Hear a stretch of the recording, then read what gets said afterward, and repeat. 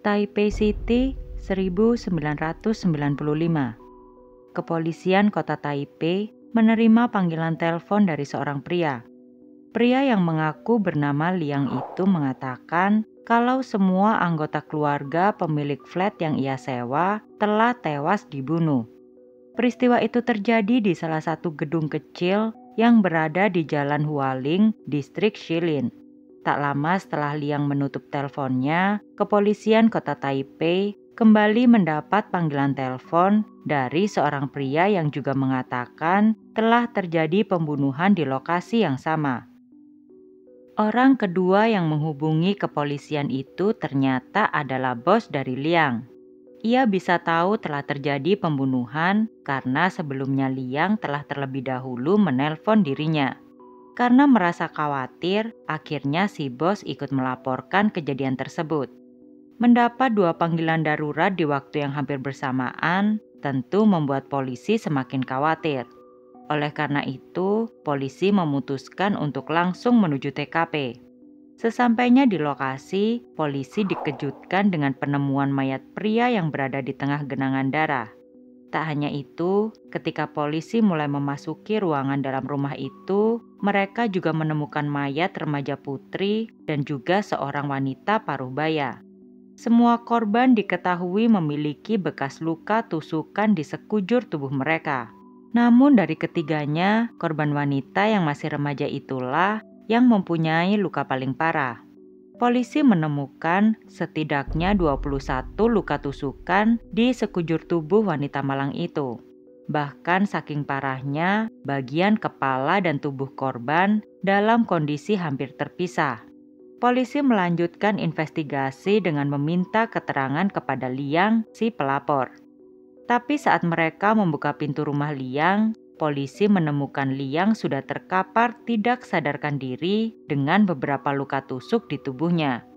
Mengetahui hal itu, polisi bertindak cepat untuk segera membawa Liang ke rumah sakit.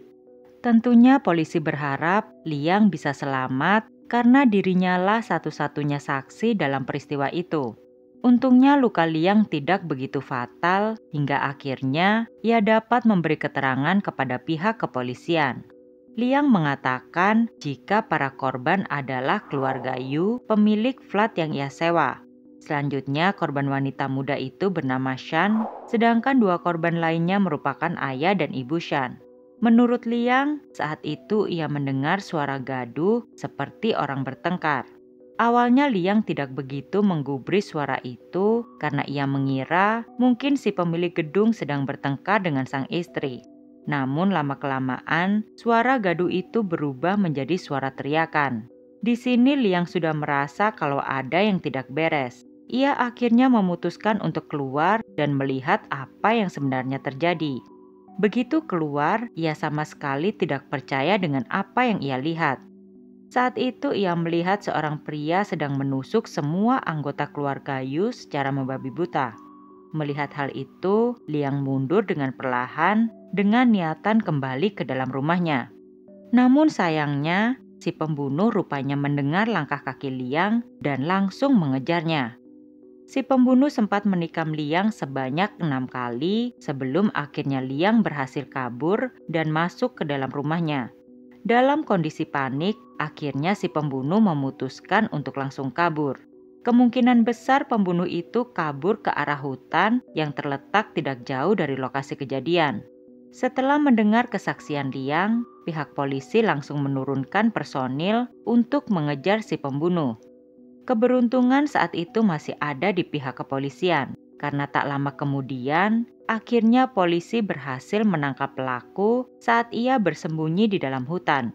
Mereka langsung menggelandang pelaku ke kantor polisi untuk dilakukan proses interogasi. Diketahui si pembunuh bernama Han yang berprofesi sebagai guru di salah satu sekolah menengah atas. Han sendiri merupakan salah satu pengajar di tempat yang sama di mana Shan bersekolah.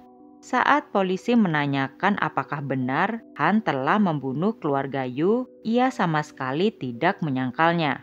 Han dengan sadar mengakui kalau memang dirinya yang telah melakukan pembunuhan brutal itu.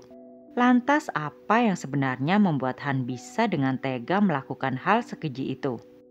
Sebelum polisi selesai bertanya, Han langsung menjawab, semua ini bisa terjadi karena sebuah pengkhianatan. Menurut Han, semua kejadian ini berawal dari Shan. Untuk diketahui, Shan sebenarnya bukanlah anak kandung dari keluarga Yu. Ia diadopsi dari panti asuhan. Ketika masih kecil, Shan memiliki sifat yang sangat pendiam serta pemalu. Maka dari itu, Shan diketahui selalu membutuhkan waktu yang lama untuk dirinya bisa beradaptasi di lingkungan yang baru. Sampai akhirnya tiba di saat di mana Shan masuk ke salah satu sekolah menengah atas di kota Taipei. Shan tentu merasa bersemangat dan berharap kehidupan SMA-nya akan berjalan dengan lancar. Memiliki wajah yang rupawan dan lembut dalam bertutur kata, membuat Shan bisa dengan cepat menjadi idola di sekolahnya. Banyak siswa berlomba-lomba untuk mendekati dirinya. Namun tak ada satupun yang menarik perhatian Shan. Meski begitu, bukan berarti Shan mau melewatkan kisah percintaan masa SMA-nya begitu saja. Saat itu ia hanya tidak tertarik dengan pria yang seumuran dengan dirinya. Ia diketahui malah lebih tertarik kepada pria yang lebih tua karena ia merasa pria dewasa bisa memberikan rasa aman dan nyaman. Menurutnya beberapa anak laki-laki yang mendekati dirinya selama ini terlihat tidak serius dan mendekatinya hanya karena wajah cantiknya. Itu juga yang menjadi alasan mengapa dirinya tidak menerima satupun dari mereka. Tapi semua berbeda saat Shan melihat guru biologinya yang bernama Han. Meski Han sudah berusia 32 tahun, di mata Shan, Han merupakan pria yang karismatik dan pintar. Hal itu yang membuat Shan semakin tergila-gila kepadanya. Apalagi saat itu diketahui Han juga belum memiliki kekasih. Maka dari itu, Shan mulai berani untuk menunjukkan ketertarikannya. Saat pertama kali tahu kalau Shan menyukainya, Han sangat ketakutan dan memilih untuk menghindari Shan karena ia sadar itu adalah hal yang konyol. Menurutnya sangat tidak pantas bagi seorang guru untuk menjalin hubungan asmara dengan muridnya sendiri. Hal itu rupanya tak membuat Shan menyerah begitu saja. Ia malah diketahui semakin mengejar Han tanpa henti. Perhatian serta rayuan secara tidak langsung ditujukan Shan kepada Han yang membuat pertahanan moral guru biologi itu sedikit demi sedikit mulai runtuh. Setelah sempat menolak, pada akhirnya Shan dan Han menjadi sepasang kekasih. Han sebenarnya tahu betul bahwa memiliki hubungan asmara dengan muridnya pasti akan berdampak buruk. Oleh karena itu, mereka memilih untuk merahasiakan hubungan mereka dari orang-orang di sekolah. Kini Shan punya kebiasaan baru. Jika sebelumnya sepulang sekolah ia langsung pulang ke rumah, sekarang sepulang sekolah, Shan menyempatkan diri untuk pergi berkencan dengan Han. Sama seperti pasangan kekasih pada umumnya, mereka pergi ke bioskop, makan bersama, serta jalan berdua di taman untuk sekedar menikmati kota. Hubungan mereka berdua nyatanya masih bisa berjalan dengan baik. Bahkan Han kini mulai berani untuk rutin mengantarkan Shan pulang sampai ke depan rumahnya. Tapi semua kebahagiaan itu tak bertahan lama. Karena sering mengantar Shan pulang ke rumah, salah satu tetangga Shan yang bernama Lee melaporkan hal itu kepada ayah Shan. Ia mengatakan kepada Yu kalau selama ini anaknya diantar oleh seorang pria yang merupakan gurunya sendiri. Lee menyarankan Yu untuk menjaga anaknya karena jika gosip menyebar, hal itu pasti akan mempermalukan keluarganya. Awalnya ayah Shan tak percaya dengan perkataan Lee, karena menurutnya Shan adalah anak yang baik yang tak mungkin melakukan hal memalukan seperti itu. Meski terlihat ragu-ragu dengan perkataan Lee, namun diam-diam rupanya Yu juga merasa curiga. Pasalnya, setelah diperhatikan, memang beberapa waktu belakangan ini, Shan sering pulang terlambat dan perilakunya berubah menjadi sangat aneh. Yu tak lagi yakin dengan sang anak. Oleh karena itu, demi membuktikan kebenaran gosip itu, akhirnya di satu malam, Yu sengaja bersembunyi di balik pintu rumahnya untuk mengawasi Shan. Benar saja, ia melihat Shan pulang bersama seorang pria yang terlihat lebih tua dari Shan. Hal tersebut tentu membuat Yu naik pitam. Begitu Shan masuk rumah, Yu langsung menanyai anak angkatnya itu. Awalnya, Yu menanyakan siapa pria yang setiap hari mengantarkannya pulang. Shan sempat kaget mendengar pertanyaan dari orang tua angkatnya tersebut. Namun ia menjawab dengan tenang kalau pria itu adalah guru biologinya. Shan berkilah kalau beberapa waktu belakangan ini, Han membantunya untuk belajar biologi karena Shan merasa nilai mata pelajaran biologinya tidak begitu bagus. Setelah mendengarkan penjelasan sang anak, akhirnya emosi Yu bisa reda dan merasa lega. Ternyata gosip yang beredar tidak terbukti kebenarannya.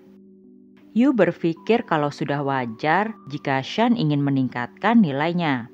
Kali ini alasan yang Shan berikan nampaknya langsung membuat kedua orang tuanya percaya.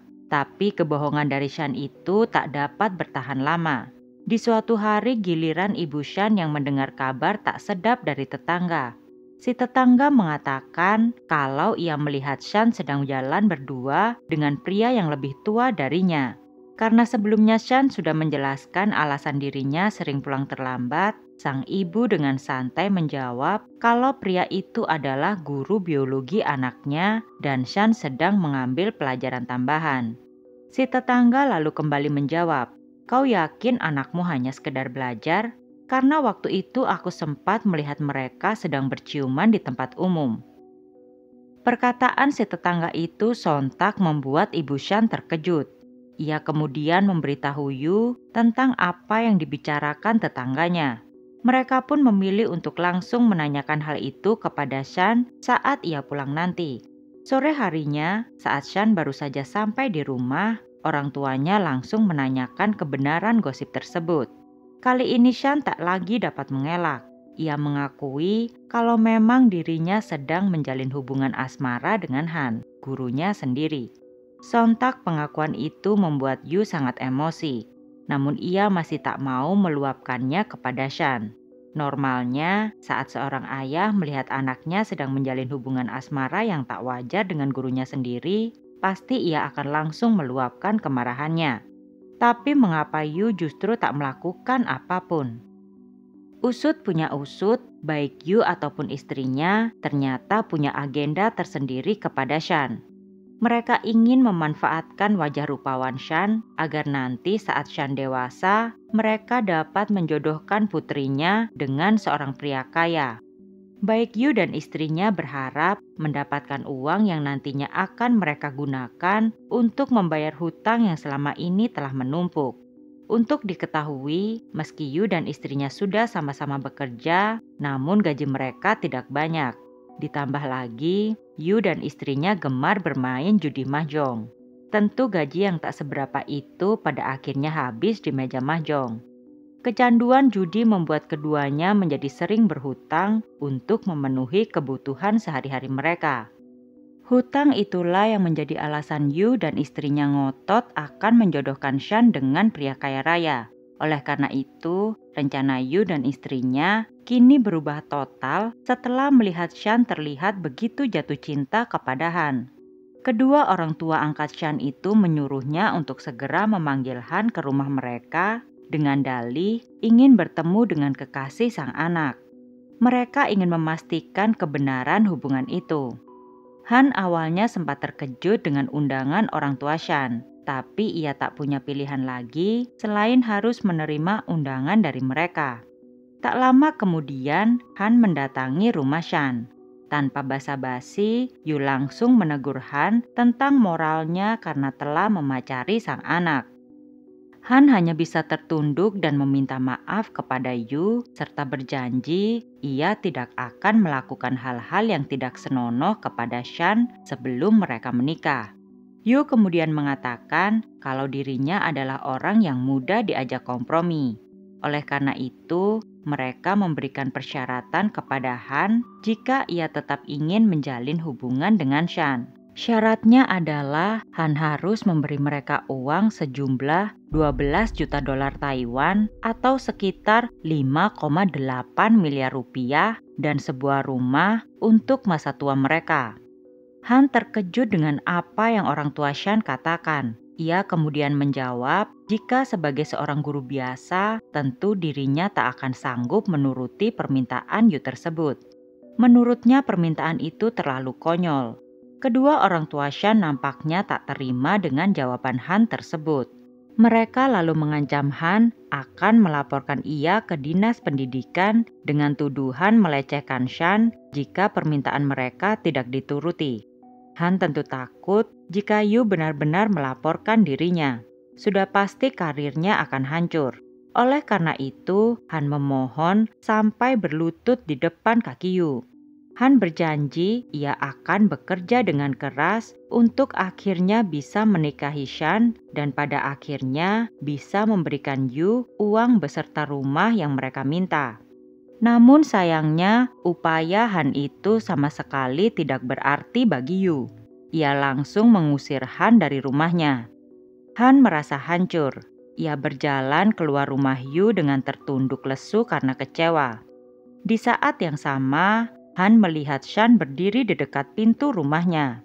Han menyangka Shan akan menghampirinya dan mencoba menenangkannya. Namun semua itu salah. Shan saat itu malah langsung menutup pintu dan masuk ke dalam rumahnya tanpa sepatah kata apapun. Sikap Shan itu rupanya membuat hati Han tak nyaman. Ia tak menyangka jika ternyata wanita yang ia cintai selama ini merupakan wanita yang matre. Selain itu dalam benak Han, dirinya dan Shan juga tak akan mungkin untuk kembali bersama karena kedua orang tuanya. Semakin Han memikirkan, semakin cemas pula dirinya. Di satu sisi, ancaman orang tua Shan juga bisa langsung menghancurkan karirnya. Namun di sisi lain, dirinya masih ingin tetap bersama Shan. Setelah sempat kalut, pada akhirnya muncullah rencana jahat dalam pikiran Han. Di momen itu, ia berniat untuk menghabisi seluruh keluarga Yu. Beberapa hari kemudian, Han menelpon Shan dan mengajak kekasihnya itu untuk bertemu guna membahas kejelasan hubungan mereka. Tak lupa saat itu, Han sudah membawa sebilah pisau yang ia simpan di dalam jaketnya. Keduanya lalu sepakat untuk bertemu tepat di belakang rumah Shan. Saat bertemu, Han masih sempat punya harapan tentang hubungan mereka. Han lalu bertanya apakah Shan ingin putus darinya. Shan menjawab kalau ia dalam posisi yang tidak mungkin melawan kedua orang tuanya dan untuk sementara Shan tidak bisa menemui Han lagi. Setelah mengatakan hal itu, Shan langsung kembali masuk ke dalam rumah tanpa ada penjelasan apapun. Han merasa harga dirinya telah diinjak-injak. Tanpa berpikir panjang, Han akhirnya menyusul Shan dan langsung menghabisinya terlebih dahulu dengan pisau yang sudah ia siapkan. Setelah puas menghabisi Shan secara membabi buta, Han juga langsung menghampiri ayah dan ibu angkat Shan. Karena faktor umur, kedua orang itu bukan menjadi lawan seimbang bagi Han. Pada akhirnya, ketiga orang itu tewas secara mengenaskan. Namun tak disangka, pembunuhan yang Han lakukan itu ternyata dilihat oleh Liang yang merupakan penyewa di tempat Yu. Khawatir Liang akan berteriak, akhirnya Han mengejar Liang dan sempat melayangkan 6 kali tusukan sebelum Liang berhasil melarikan diri dan masuk ke dalam rumahnya. Merasa sudah tak punya banyak pilihan lagi, akhirnya Han memilih melarikan diri ke hutan dekat lokasi tersebut. Saat pertama kali ditangkap, Han meminta polisi untuk langsung saja membunuhnya di tempat. Tapi tentu polisi tak dapat mengabulkan permintaannya itu. Saat pertama kali dibawa ke kantor polisi, Han terlihat sangat kelelahan. Bahkan ia sempat tertidur dengan pulas. Han sendiri dari awal memang sudah mengakui kalau dirinya lah pembunuh keluarga Yu dan menyatakan kalau dirinya sama sekali tidak merasa menyesal dengan apa yang telah ia lakukan. Apalagi mengingat Shan telah mencampakkan dirinya pada hari naas tersebut. Tapi yang Han tidak tahu adalah ternyata saat itu Shan bukan ingin putus darinya. Menurut investigasi kepolisian, mereka menemukan sebuah catatan di komputer Shan. Dalam catatan itu, Shan menuliskan kalau dirinya benar-benar ingin bersama Han dan memutuskan akan kawin lari jika kedua orang tuanya tetap tak setuju dengan hubungan mereka. Ternyata saat itu, Shan hanya ingin berpisah sementara untuk melindungi Han dari ancaman kedua orang tuanya. Setelah itu, Shan berniat untuk kabur bersama Han dan hidup bahagia. Ketika Han tahu tentang kebenaran itu, sontak air matanya tak dapat lagi ia bendung. Ia sangat menyesal dengan apa yang telah ia lakukan kepada Shan. Namun semua penyesalan itu kini sudah tak ada gunanya. Karena pada akhirnya Han divonis hukuman mati dan dieksekusi di tahun 1998 oleh regu penembak. Beberapa tahun kemudian, rumah dari keluarga Yu dijual dengan harga yang sangat rendah. Rumah tersebut sempat dibeli oleh salah satu artis lokal Taiwan. Ia mengatakan kalau suasana rumah keluarga Yu benar-benar membuat tidak nyaman, seakan arwah mereka masih tinggal di sana. Karena tak kuat, akhirnya pemilik rumah keluarga Yu itu tak lagi tinggal di sana dan sampai sekarang rumah tersebut kosong tidak ditinggali.